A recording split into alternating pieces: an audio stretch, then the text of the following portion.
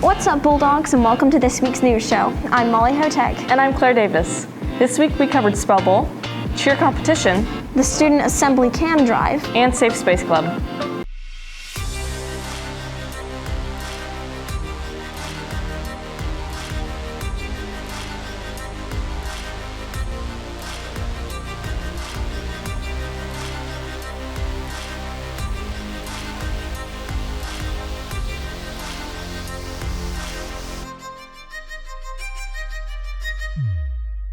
The CNHS Spellball team took the bronze and placed third in state this past Saturday, November 13th. Reporters Deshna Venkatachalan and Brent Stewart tell us more. BNN sat down with Spellball members to discuss the third place win at Purdue University on Saturday the 13th. I'm Manya. I'm a sophomore. Hi, I'm Ram Gowda. I'm a sophomore at Columbus North High School. So Spellball it's what it sounds like. You basically study a list of like 3,000-ish words, and then you spell them. Spellball is basically a competition. It first starts off between regional schools and then over schools in the entire state.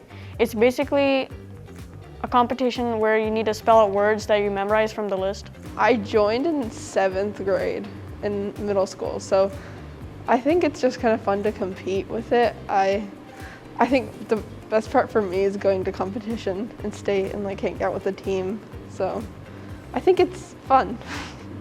I joined because Spellball is, first of all, I've been doing it for over 4 years now, and it's really helped me memorize in terms of grammar, spelling, and it really boosts my memory on a lot of other things. This year, because of COVID, we did it regional, so the area competition online at North, and for state, which was this Saturday, we went to Purdue.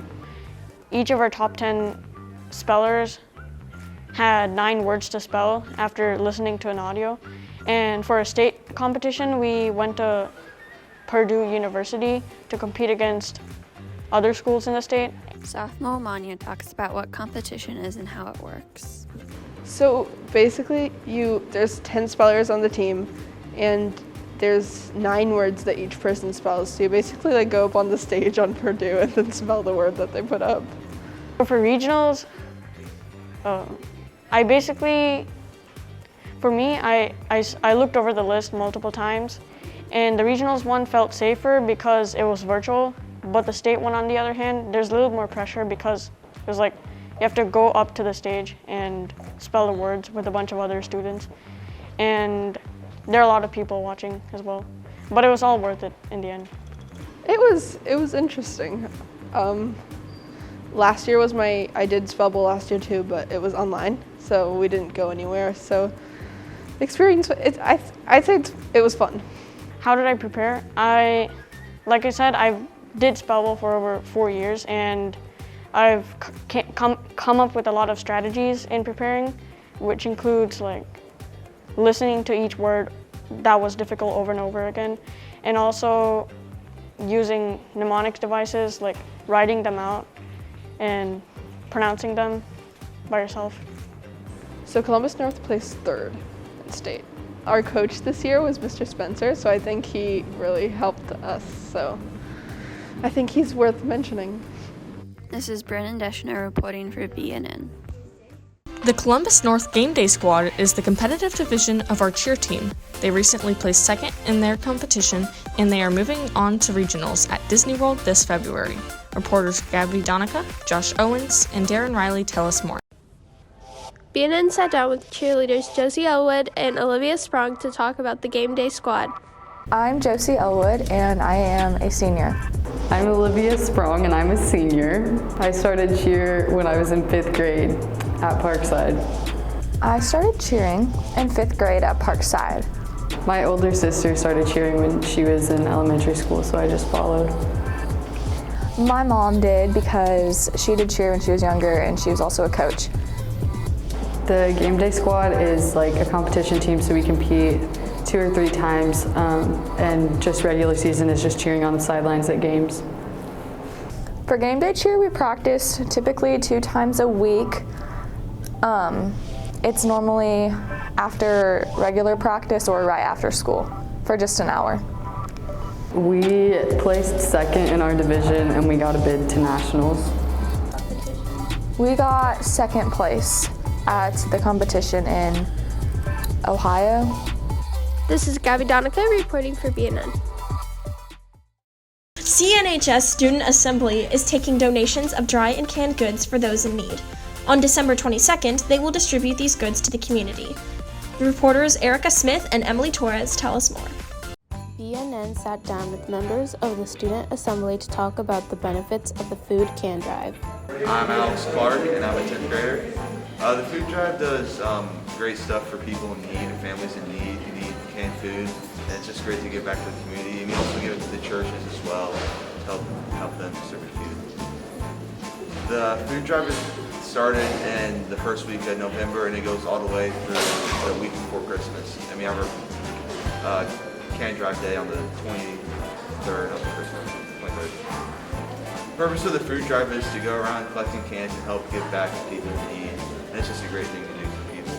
A bunch of canned foods, so we just go around collecting cans, correct corn, cooked beans, mac and cheese, whatever people like to donate to us, and we accept all. This is Emily and Erica reporting for BNN. Safe Space Club is a new club at North. They have had one meeting so far and would love to see you join. This club offers support for the LGBTQ+ community. Vicky Lucas and Nayeli Alejandra tell us more.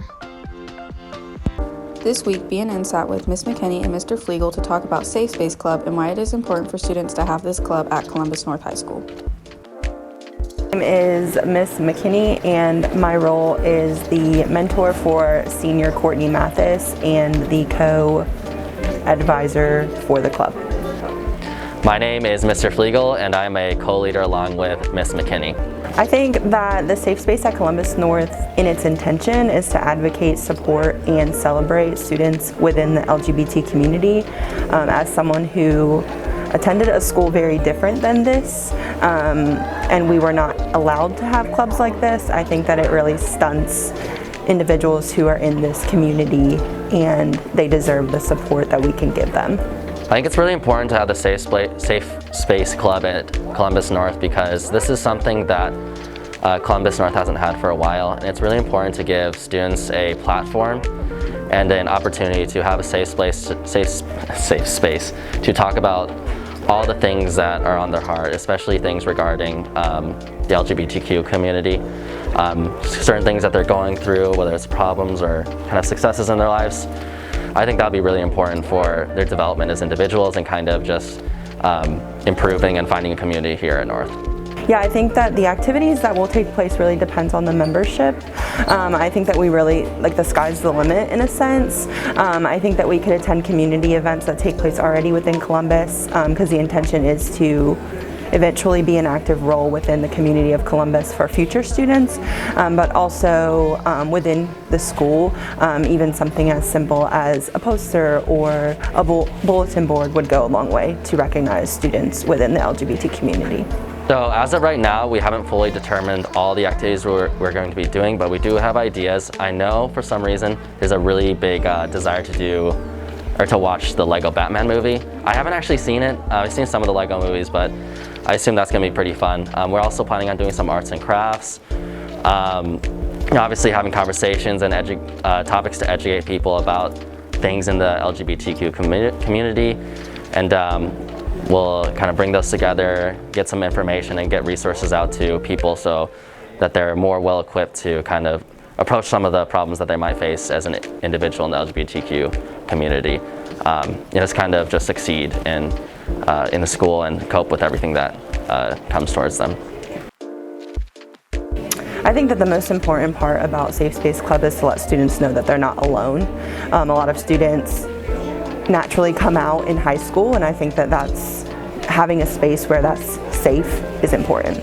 In this club, I mean, students will be able to talk about anything and without a fear of being judged or, thought differently of just because of the way they are. They'll be able to talk about anything that they need to, and I think everybody there will also be there to listen and show support to the people around them there. Our next meeting is Monday, November 22nd at 3:25 in 1408. Students can join at any time, and they're always welcome to kind of stop by my room to see what we have going on. This is Nayeli Alejandro reporting for BNN. And that's all for this week's news show. I'm Claire Davis. And I'm Molly Hotek, and as always, you're watching Bulldog News Network.